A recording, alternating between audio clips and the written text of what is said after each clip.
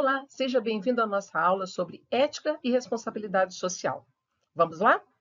A ética profissional é muito importante para as organizações. Ela estabelece valores e princípios necessários para uma boa convivência no trabalho, além de orientar os profissionais em sua forma de agir. Tomar decisões éticas não é nada fácil, porque nós somos expostos às mais diversas pressões, tanto internas quanto externas. Nessa aula, estudaremos a ética e a responsabilidade ética e a responsabilidade corporativa, compreendendo o processo de tomada de decisões éticas e seus impactos nas organizações e nas demais partes envolvidas.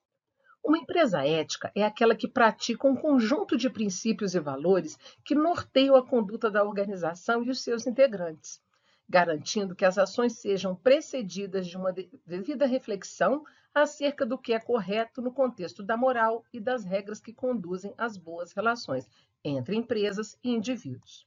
Em continuidade, uma empresa ética também é aquela que respeita os princípios básicos da governança corporativa, que são eles: a transparência, a equidade, a prestação de contas e responsabilidade corporativa. A consequência desta prática é um aumento da qualidade dos seus relacionamentos no ambiente interno e externo, passando a empresa a ter maiores chances de ser percebida como uma empresa ética. Segundo o IBGC, o exercício da governança corporativa, os temas tratados muitas vezes são subjetivos e ambíguos, o que demanda dos agentes de governança forte capacidade de avaliação, fundamentação e julgamento. A consideração do perfil de risco, o entendimento dos papéis dos agentes de governança e o uso de critérios éticos são essenciais para que sejam tomadas decisões com mais equilíbrio, informadas e refletidas. A filosofia moral se refere aos princípios, regras e valores que as pessoas usam para determinar o que é certo ou errado. Mas como tomar decisões com base no certo e errado? Segundo Batman e Snell, os estudiosos de ética apontam diversos sistemas éticos que podem servir como guias para a tomada de decisões éticas. Observe nessa figura os 5 sistemas que modam a maneira como a ética pode ser aplicada. Na abordagem do utilitarismo, o mais importante é fazer uma escolha que beneficie a maioria das pessoas. Já no egoísmo, entende-se que todos buscam o seu bem individual. O bem-estar da sociedade como um todo deve aumentar. Segundo o universalismo, valores universais são princípios tão fundamentais para a existência humana que são importantes em todas as sociedades. São as regras contra o homicídio, a mentira, a tortura e a opressão. Para o relativismo, o comportamento ético é definido de acordo com o comportamento e opiniões apresentados por pessoas relevantes. E, por fim, segundo a ética da virtude, o que é moral deve vir também do que uma pessoa madura, de bom caráter, caráter moral, consideraria certo, transcendendo as regras da sociedade, por meio da aplicação das suas virtudes pessoais. Um exemplo da ética da qual falamos é apresentado no filme Onde Está Segunda-feira?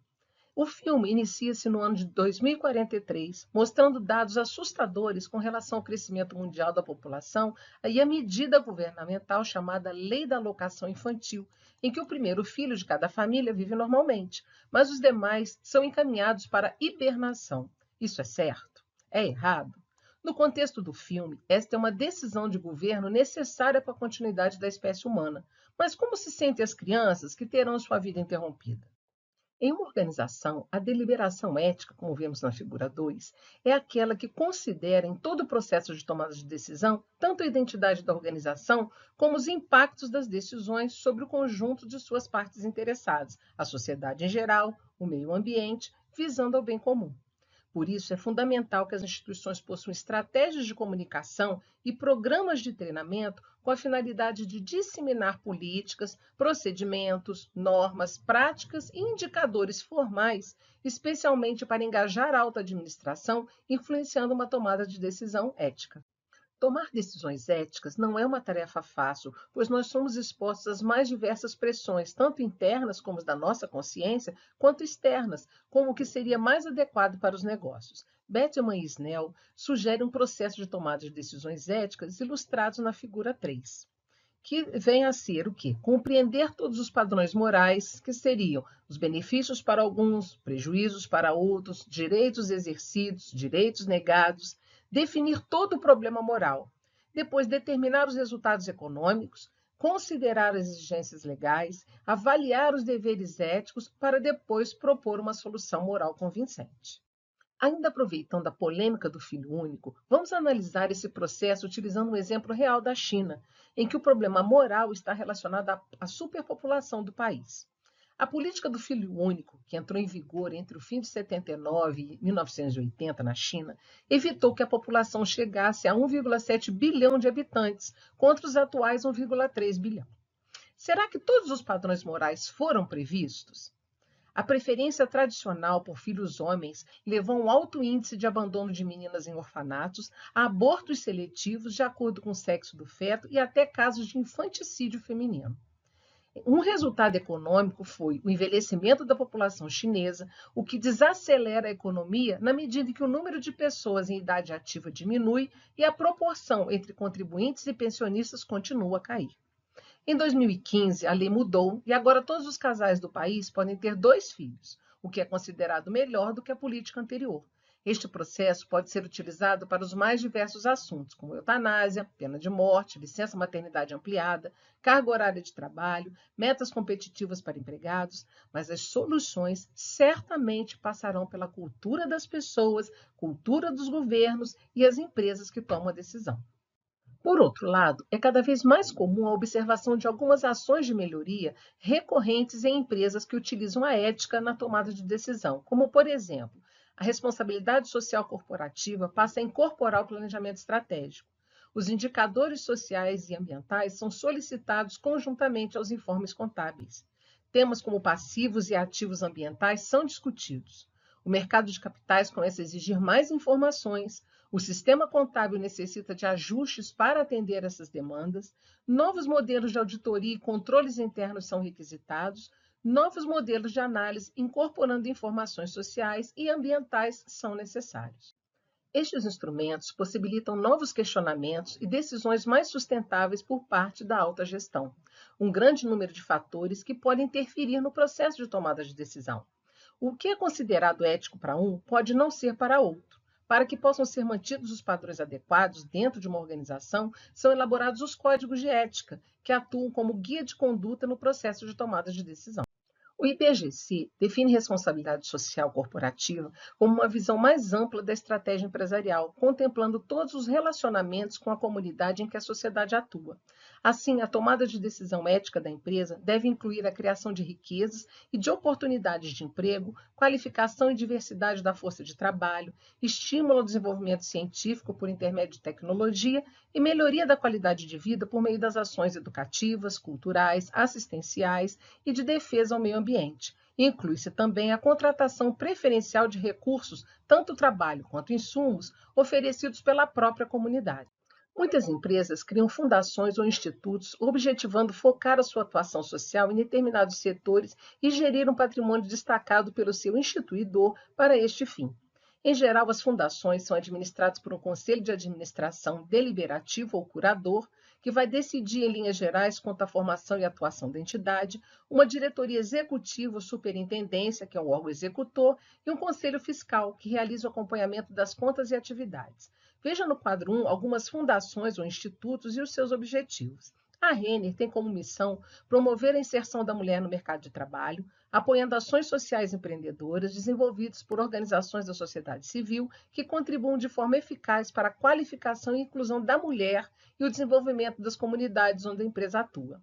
Já a Fundação Roberto Marinho tem como missão ser um ambiente colaborativo onde todos que acreditam no impacto positivo da educação se encontram e encontram ferramentas para a produção e implementação de metodologias e ações socioeducativas transformadoras e suporte para a mobilização. Já a Fundação Unimed tem como missão promover o desenvolvimento das cooperativas e dos profissionais da área da saúde a partir de ações educacionais e do compartilhamento das melhores práticas de gestão. E, por fim, a Fundação Boticário, que tem como missão promover e realizar ações de preservação e conservação da natureza. E é importante a gente observar como essas organizações e fundações e institutos mantêm missões relacionadas de alguma forma ao seu negócio.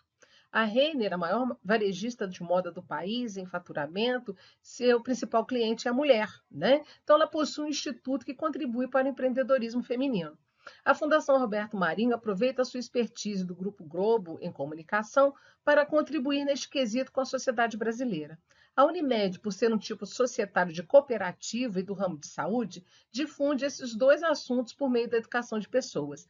E o Boticário conserva a natureza, que disponibiliza matéria-prima para os seus cosméticos e perfumes. Apesar disso, é fundamental esclarecer que as fundações e institutos não eximem os seus instituidores de tomada de decisões éticas no cerne do seu negócio, tratando de temas críticos de atuação e mensurando por meio de indicadores. Em outras palavras, não adianta um banco oferecer cursos de educação financeira para os clientes e não ter processos instituídos para diminuir a inadimplência ou então ter campanhas para respeitar o meio ambiente e conceder crédito sem nenhum critério socioambiental, como a gente vê aqui na figura 6. A funcionária do banco, oferece apoio ao empresário sem demonstrar qualquer compromisso com o meio ambiente, visto que se trata de uma empresa do ramo madeireiro. Idealmente, o banco investidor deve fazer uma verificação da integridade da empresa em relação às políticas de desmatamento. Para não cair nessa controvérsia, as empresas podem utilizar uma ferramenta chamada matriz de materialidade para identificar temas socioambientais relevantes para o negócio. E, para tanto, a empresa precisa, primeiro, identificar temas, via engajamento com stakeholders internos e externos, um benchmark de sustentabilidade, uma análise de mídia, se consegue identificar todos os temas que potencialmente têm um impacto no negócio. 2. Avaliar o impacto do negócio, analisando como cada tema ajuda a reduzir custos, aumentar a participação no mercado ou criar um poder de precificação. A metodologia permite determinar a relevância de cada tema para o negócio da empresa. 3. Avaliar a percepção de stakeholders. Pesquisas e conversas com stakeholders externos permitem entender quais temas são mais relevantes e importantes como clientes ou para a maioria dos stakeholders em geral. E quarto, as avaliações permitem a montagem de uma matriz impacto no negócio versus importância para stakeholders, em que temas de alta relevância, tanto para stakeholders externos quanto para empresas, são priorizados. A matriz de materialidade, que a gente pode observar aqui na figura 7, é uma representação gráfica dos resultados do processo. Ela apresenta a classificação de cada tema em dois eixos: interno, que traz a perspectiva da empresa e de sua estratégia de negócios, e externo, que mostra a perspectiva dos demais públicos envolvidos, que são os acionistas, investidores, comunidade do entorno, governos, formadores de opinião, organizações não governamentais, especialistas, entre outros. Observe que as questões de alto impacto, tanto para a empresa quanto para os stakeholders, estão localizadas no quadrante superior direito. São elas que devem merecer a maior atenção dos gestores. Então, gente, a gente vai ficando por aqui e até a nossa próxima aula. Tchauzinho!